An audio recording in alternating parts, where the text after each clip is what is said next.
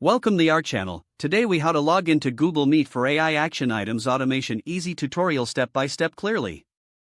To start, open your web browser. Type in the URL for Google Meet, meet.google.com. Once the page loads, look for the sign in button in the upper right corner. Click on the sign in button.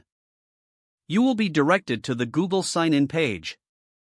Enter your email address associated with your Google account. After entering your email, click Next. Now, enter your password in the provided field. Click Next again to proceed. If you have two-step verification enabled, follow the prompts to verify your identity. Once logged in, you will be taken to the Google Meet homepage. Here, you can join a meeting by clicking the Join or Start a Meeting button. If you want to create a new meeting, simply click Start a Meeting. You may choose to adjust your video and audio settings before joining. If you are joining an existing meeting, enter the meeting code provided. Click Join to enter the meeting.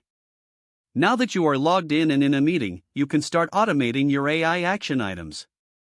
Explore the features available within Google Meet to enhance your collaboration. You're all set to use Google Meet for your AI action items automation. If the page does not load, refresh the browser or try again in a private or incognito window. Make sure you are using the correct email address, then retype it carefully to avoid small typos. If your password is not accepted, use the reset option and create a new strong password you can remember.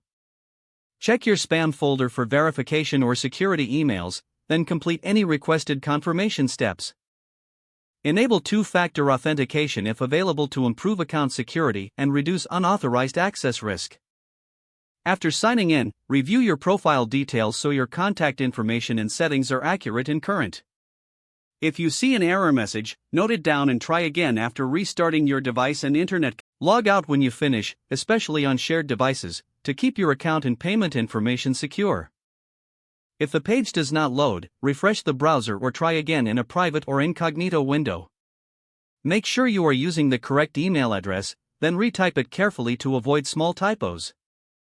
If your password is not accepted, use the reset option and create a new strong password you can remember. Don't forget to like this video and subscribe to our channel for more step-by-step tech guides.